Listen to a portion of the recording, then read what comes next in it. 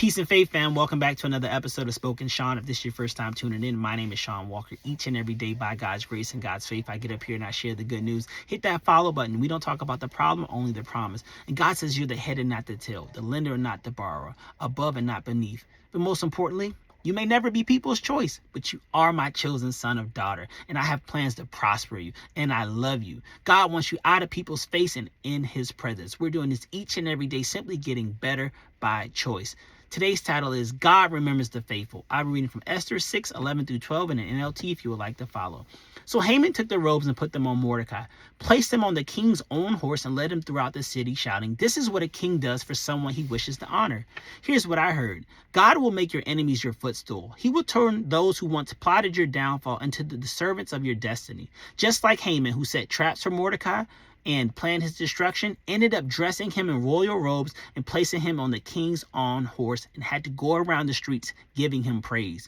The very one who wanted him dead had to publicly celebrate him. Because when God says it's your time, not even your enemies can stop your promotion. God saw the conversations behind closed doors. He heard every whisper, every plot, every scheme. He saw when they put their mouth on his anointed son or his daughter. Now, just like Mordecai, the very wealth, honor, and recognition they tried to block out is going to be poured onto your life publicly, because God doesn't play about his children, and he certainly doesn't like ugly. Be careful how you treat people. Life has a way of flipping the script. The ones you once bullied might be the ones giving you that interview for that job. The one you gossiped about might be that teacher teaching your child.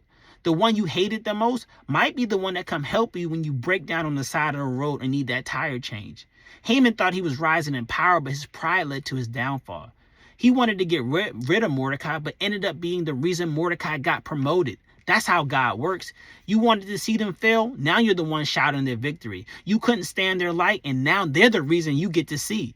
Because humility becomes for honor. And where pride and jealousy and selfish ambition exist, so does disorder and destruction. The truth, many of the people we claim to hate, we never truly took the time to understand. It's not even about what they said or did. It's their presence. It's their light. Something about them challenges your comfort zone and reminds you of the version of yourself you haven't stepped into yet. And it's not them. It's your pride and your ego.